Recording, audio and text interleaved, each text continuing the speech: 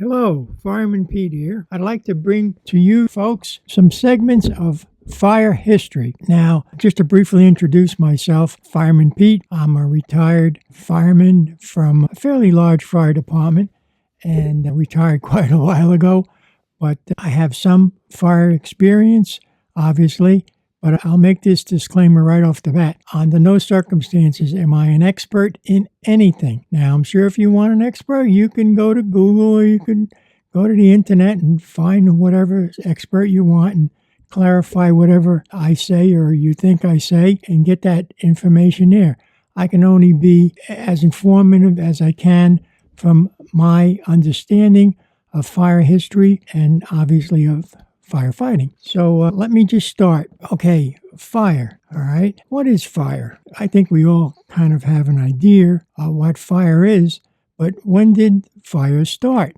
Well, I guess we could go back to the Big Bang Theory, but I think that's going just a little too far in the past. We'll try to keep it a little more current. So fire, I think as most of us understand it today, is we heat our homes with it.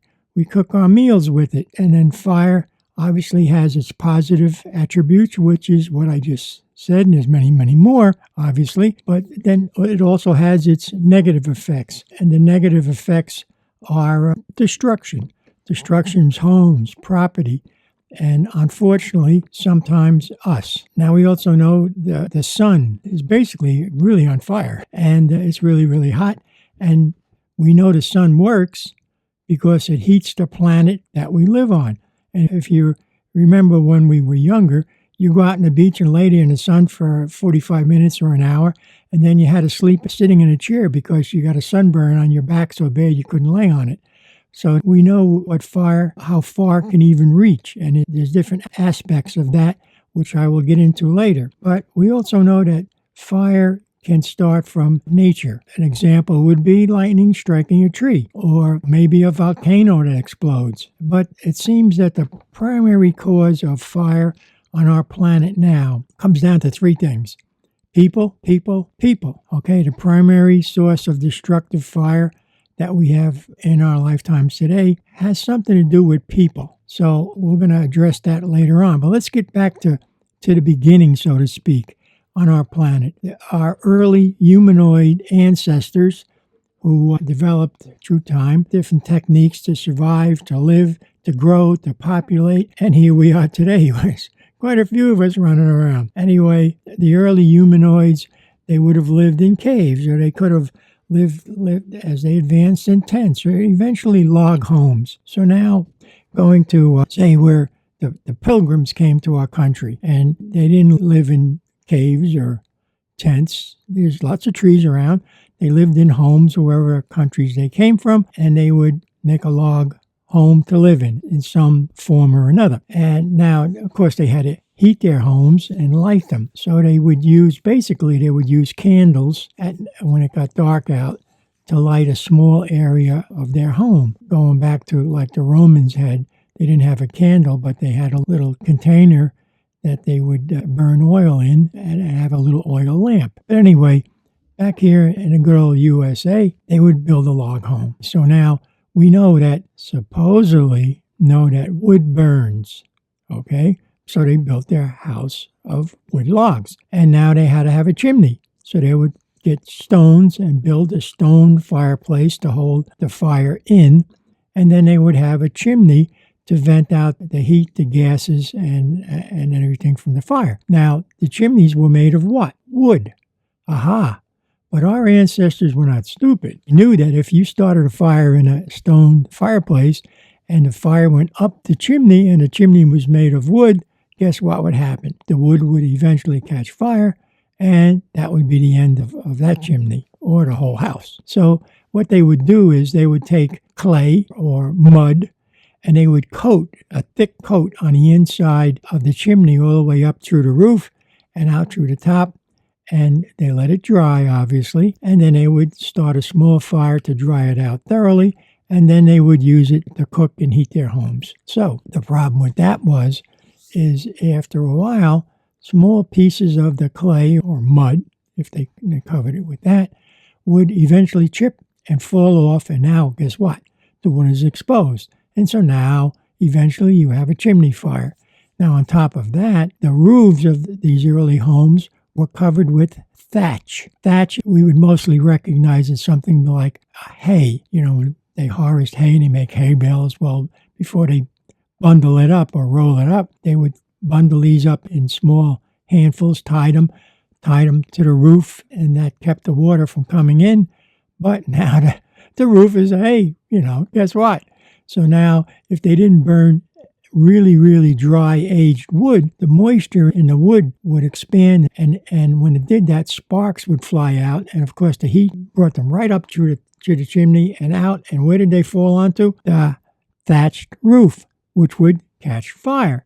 And now you had a fire on the roof, even though the chimney still worked as efficiently as they had planned it. Now, back in the early days, when you had a small semblance of homes come together, I can't guess how many, we'll just make up a number, I'm sure the experts know exactly, but say they had a dozen homes.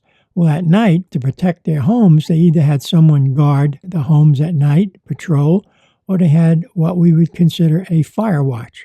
Someone who would patrol the area back and forth or around, and they would watch to make sure a fire didn't start from embers coming onto the thatched roofs or start in the house that the people lived somewhere else. So, but now to alarm the people, if they saw, say like embers came out and started the thatched roof, the hay-style roof on fire.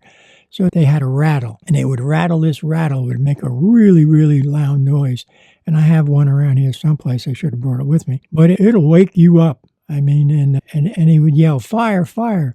So to defend themselves, what they would do is each house had to have one or two leather buckets. And they would open a door or window, and they would throw these leather buckets out in the street, and two pole men would come along. And they had a long wooden pole. It was kind of like a fat broomstick, but maybe 10 or 12 feet long. And they would put these, with the handle, slide them onto the pole. And then when they got it filled up, they would run to a water source, wherever there was a water, a pond or a stream or something close to the village. And then he would dump all the buckets on the ground, and the rest of the men would come and grab the buckets and start to fill them and form a line from the water source to the burning building. If any of you ever seen some old cowboy movies, you'll see them with the bucket brigades. So what they would do is they would fill the water up, and they would pass it from man to man to man until they got close to the fire, and then he would throw it on the fire.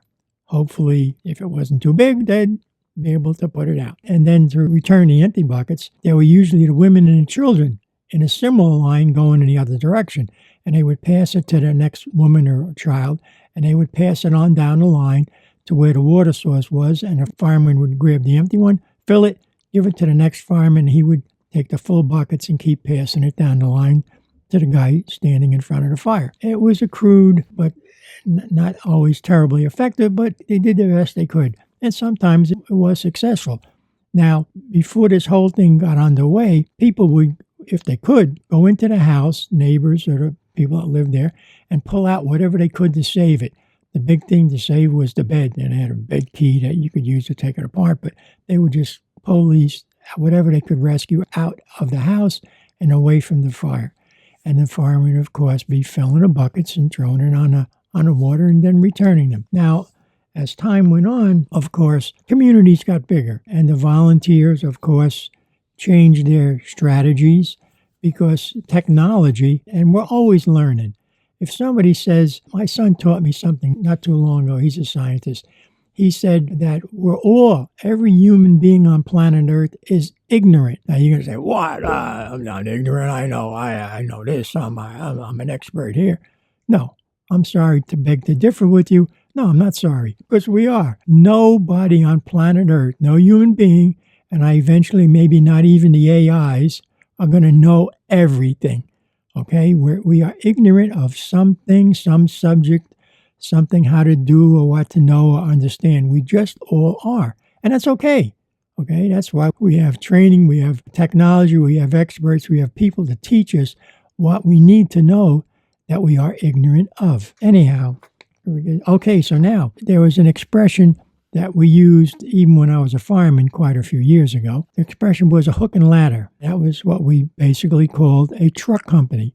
we have two types of, well, back then we had two types of equipment. You had a truck company, which brought ladders, forcible entry equipment, different tools, and what have you. And then you had a pumper, an engine company, which would bring water and hose. And you could also draft with your pumper to pull water from a well or a cistern or a pond or be fed by another pumper. So that's how the hook and ladder came in. But back in the early days when they had the thatch roofs, what some responders would do, volunteer firemen, even though you didn't call them volunteer firemen, they were just people living there trying to save their community. And they were volunteers. So they would have a long pole with a metal hook on it. And if it was on the roof, they would reach up with the long pole and pull the burning part of the roof off. And there you go. That saved the house. Or if it was a taller roof than the pole would reach, they had a wood ladder. And they would put the ladder up against the house, climb up the ladder with the pole, and pull the burning thatched roof off, or whatever is burning. Now, back in my day, we called the truck companies hook and ladder companies. It's a whole other story about fire equipment. We'll get into that at some point. But that's where that expression came from in the early days. So that starts us off on early fire. And I'd like to end this segment, if I could, with an expression that I know that's going to cause people to either raise their eyebrows or exclaim some different vernaculars. I'm going to make a statement that wood does not burn, okay?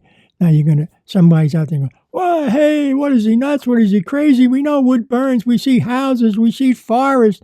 Wood burns. Okay, wood does not burn. And to learn what I'm trying to say, turn into the next segment, and we will talk about the history of fire, and with that, the chemistry of fire. And then we will get a greater understanding, which I learned when I first came on, about how does fire really work. All right.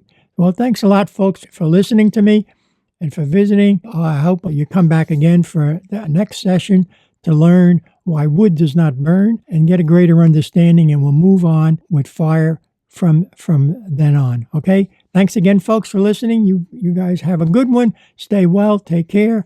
And I hope you will come back soon. Bye now.